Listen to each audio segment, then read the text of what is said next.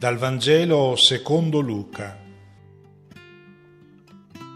Mentre alcuni parlavano del Tempio, che era ornato di belle pietre e di doni votivi, Gesù disse: Verranno giorni nei quali di quello che vedete non sarà lasciata pietra su pietra che non sarà distrutta. Gli domandarono: Maestro, quando dunque accadranno queste cose? E quale sarà il segno quando esse staranno per accadere? Rispose: Badate di non lasciarvi ingannare. Molti infatti verranno nel mio nome dicendo: sono io, e il tempo è vicino. Non andate dietro a loro. Quando sentirete di guerre e di rivoluzioni, non vi terrorizzate, perché prima devono avvenire queste cose, ma non è subito la fine. Poi diceva loro: Si solleverà nazione contro nazione e regno contro regno, e vi saranno in diversi luoghi terremoti, carestie e pestilenze. Vi saranno anche fatti terrificanti e segni grandiosi dal cielo. Ma prima di tutto questo metteranno le mani su di voi e vi perseguiteranno, consegnandovi alle sinagoghe e alle prigioni, trascinandovi davanti ai re governatori a causa del mio nome. Avrete allora occasione di dare testimonianza. Mettetevi dunque in mente di non preparare prima la vostra difesa. Io vi darò parola e sapienza, cosicché tutti i vostri avversari non potranno resistere né controbattere. Sarete traditi perfino dai genitori, dai fratelli, dai parenti e dagli amici, e uccideranno alcuni di voi. Sarete odiati da tutti a causa del mio nome, ma nemmeno un cappello del vostro capo andrà perduto. Con la vostra perseveranza salverete la vostra vita.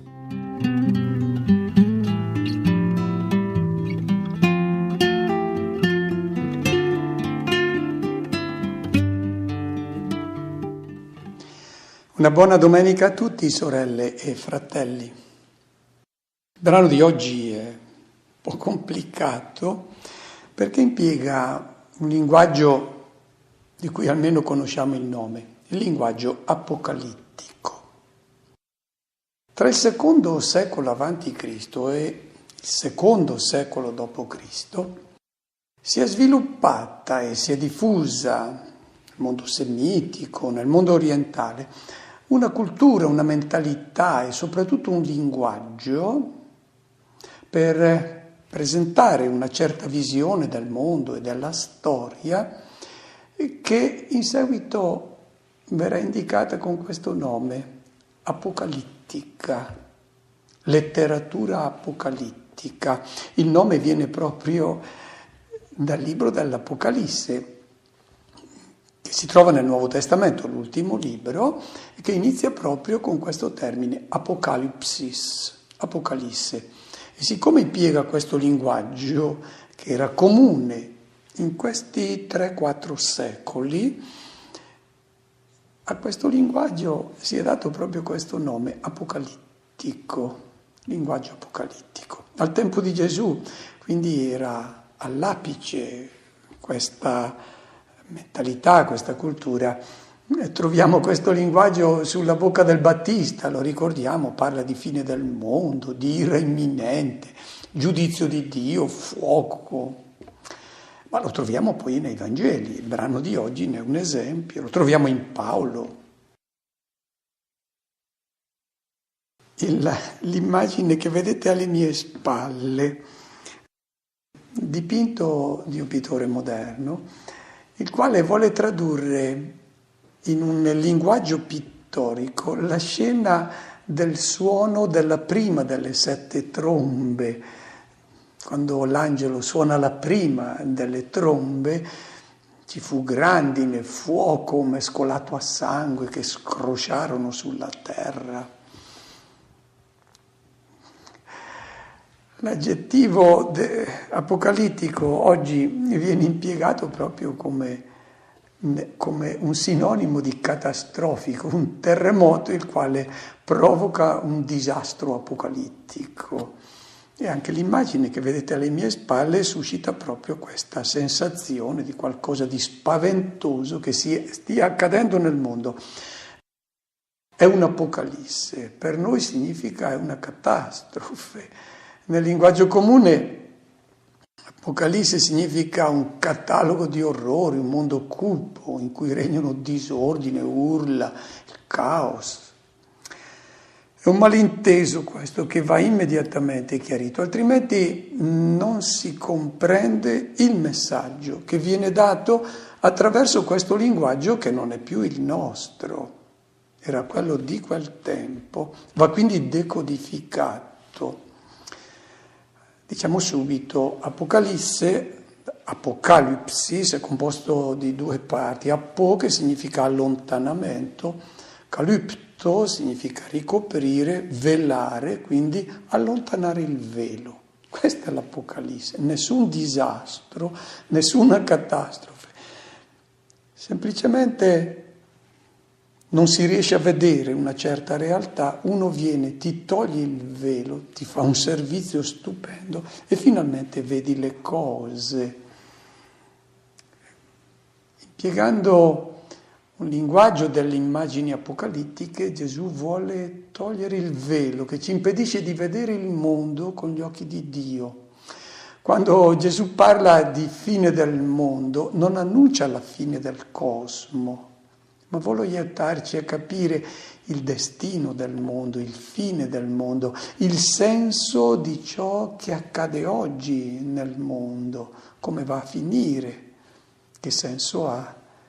È come se ci desse un paio di occhiali giusti per vedere la realtà in modo corretto, non in modo deformato.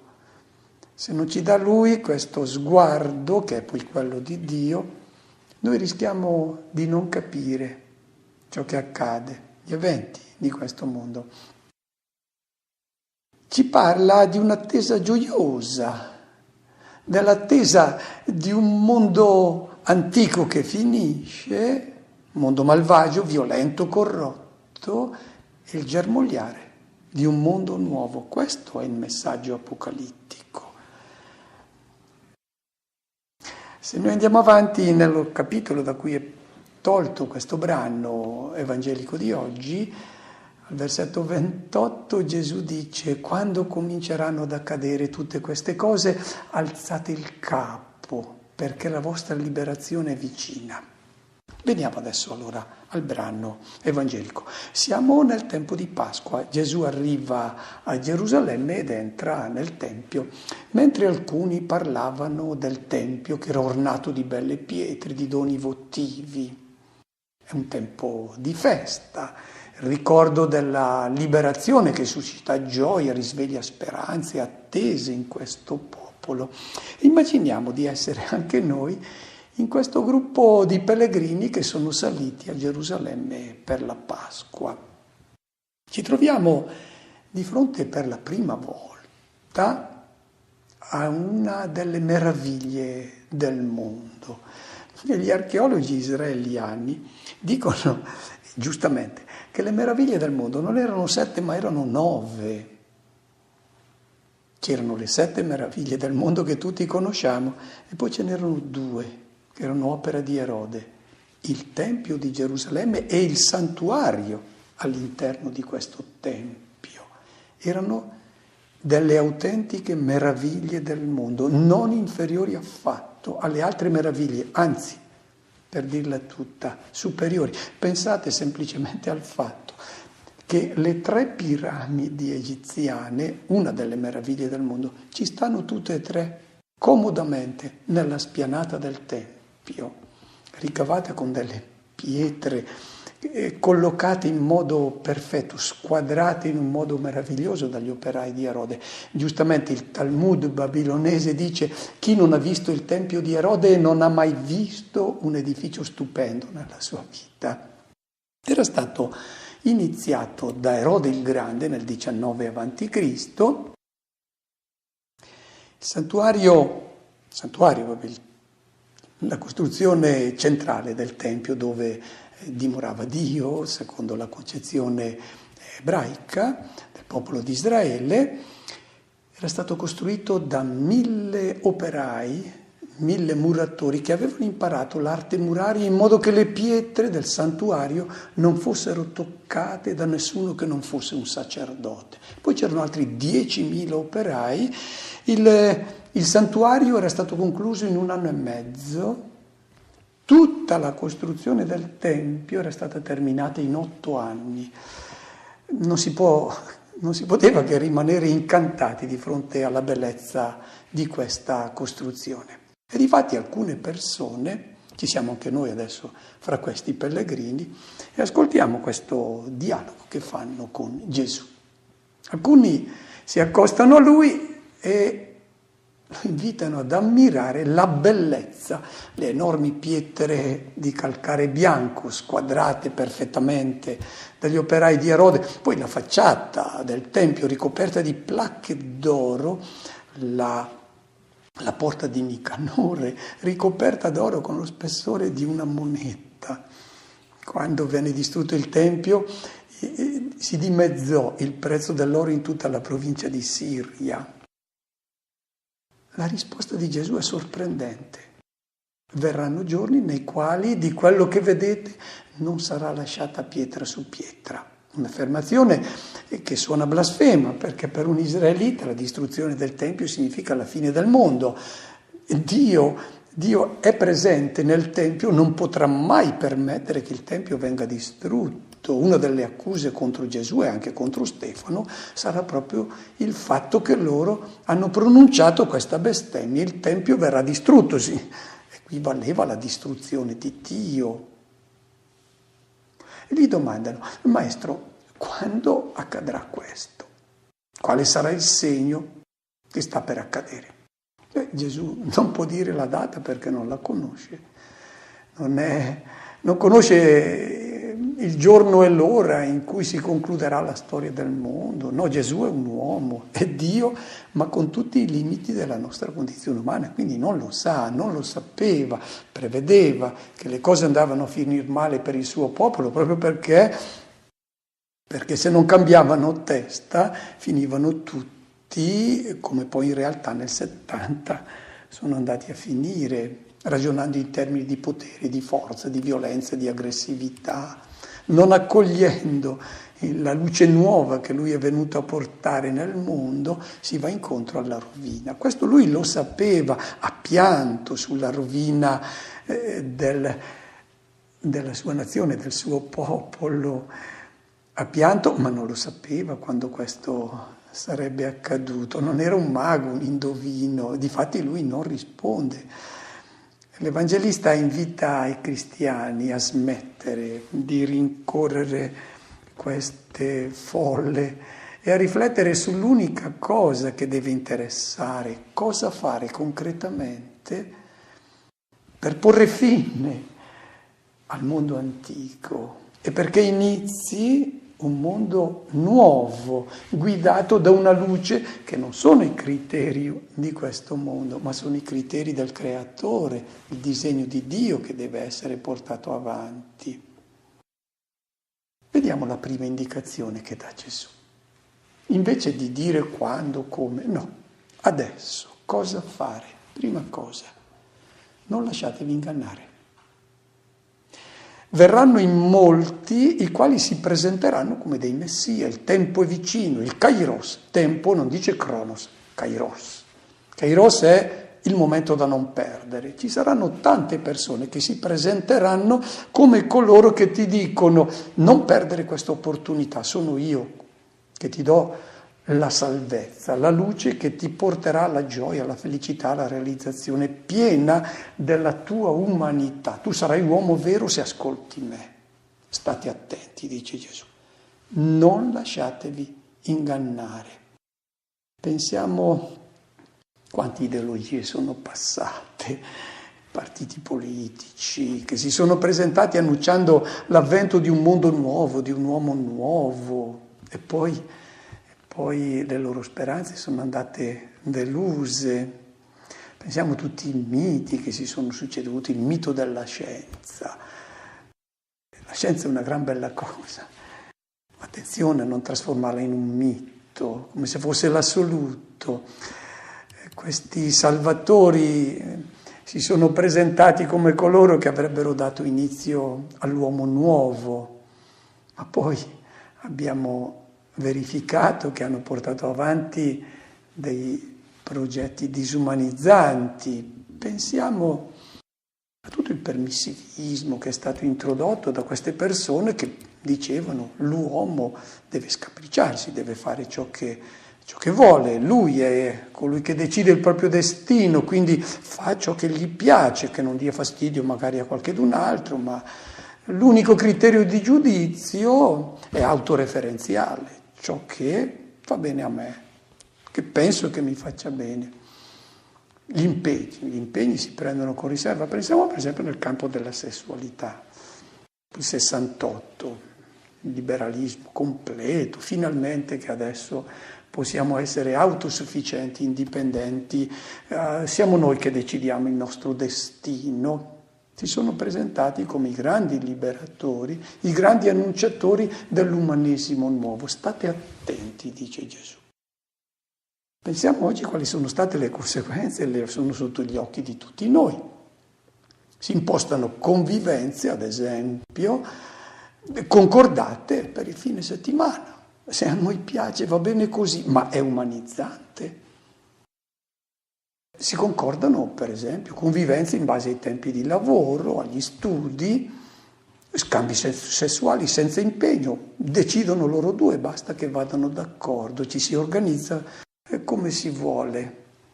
È la coppia che stabilisce questo modo di vivere fino a quando condividiamo un progetto. Quando questo progetto non lo condividiamo più, ognuno per la sua strada. Ma questa è la conseguenza di questi guru che hanno introdotto questa mentalità che sembrava liberante. Chiaramente una certa visione della sessualità doveva essere corretta, c'era una luce nuova che viene poi anche dalla parola di Dio compresa in modo autentico. Ma queste liberalizzazioni portate avanti in questo modo sono state umanizzanti o disumanizzanti? Vedete, queste persone dicono il matrimonio tradizionale, noi non le escludiamo. Basta che un giorno ci venga a piacere anche quello, magari anche sposarci in chiesa, quando però ci piacerà.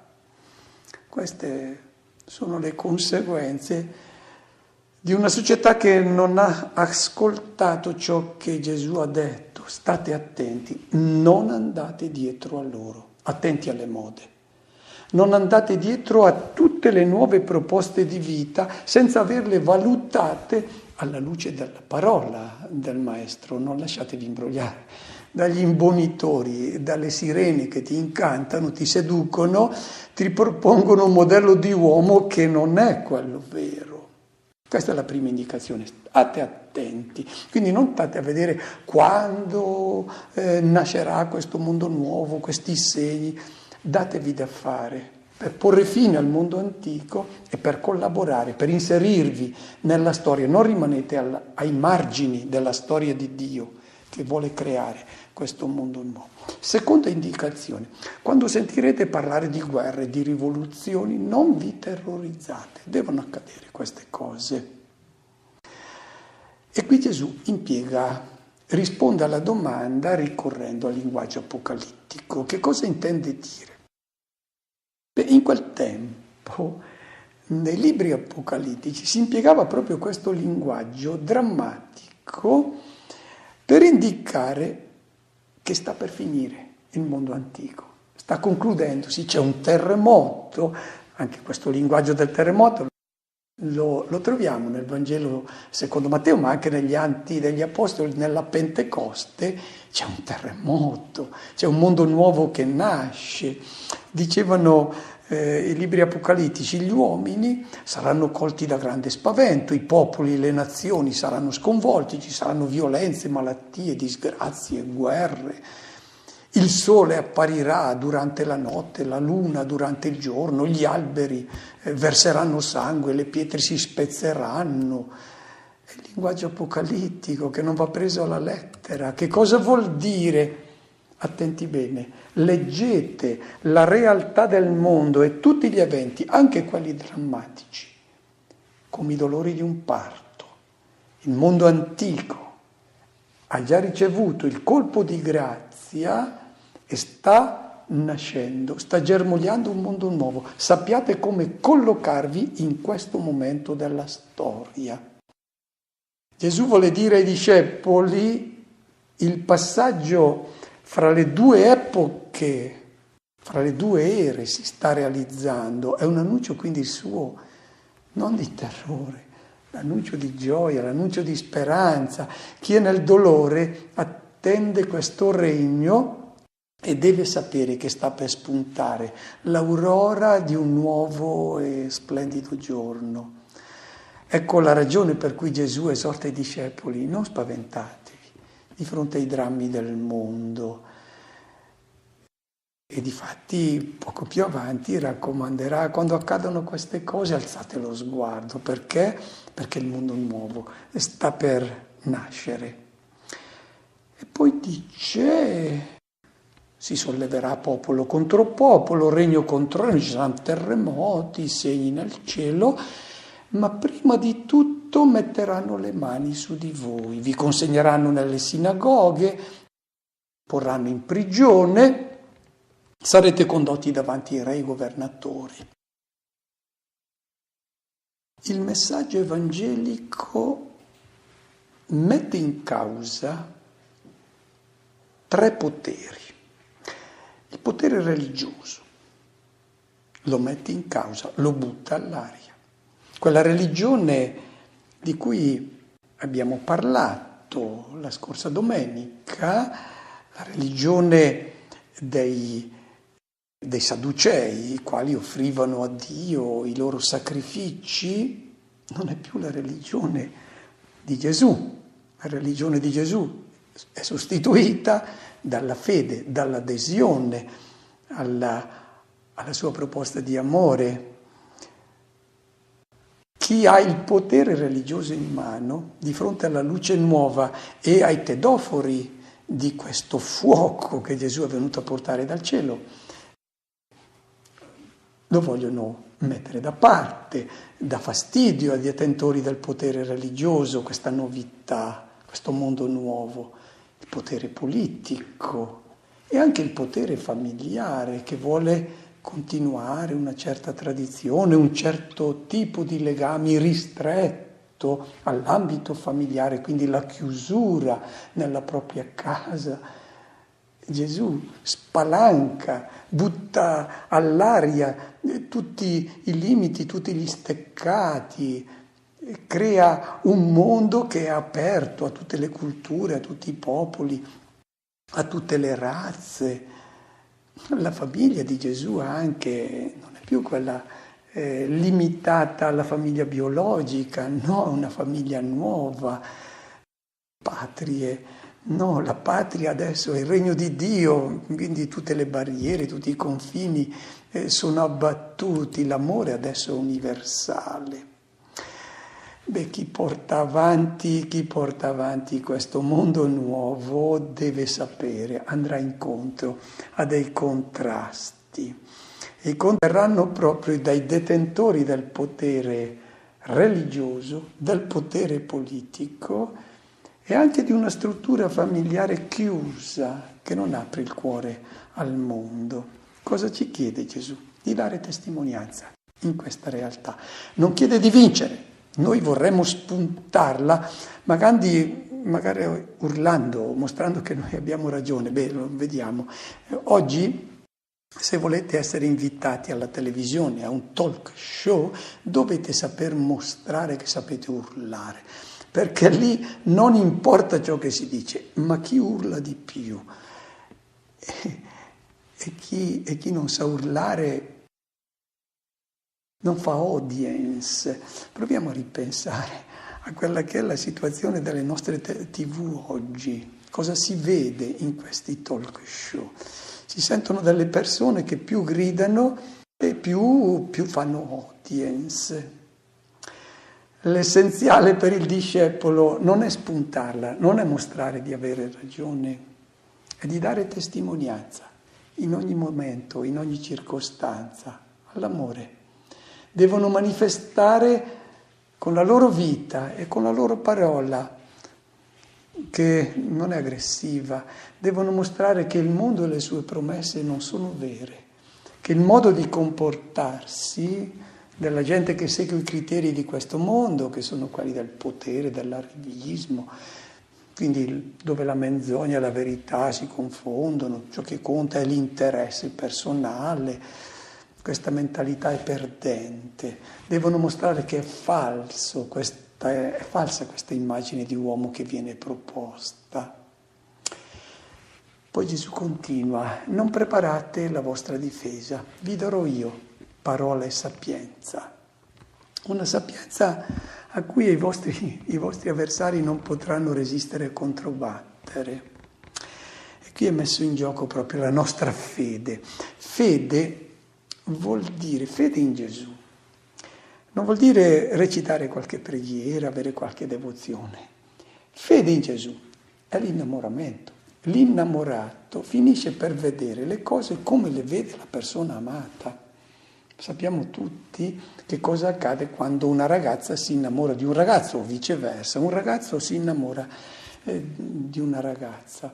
Prima non andava mai in chiesa, ma siccome la ragazza è una molto devota, è in chiesa tutti i giorni, prima non ci andava proprio mai, comincia a vedere le cose come le vede la persona amata. Fede è questo, vuol dire vedere il mondo come lo vede Cristo.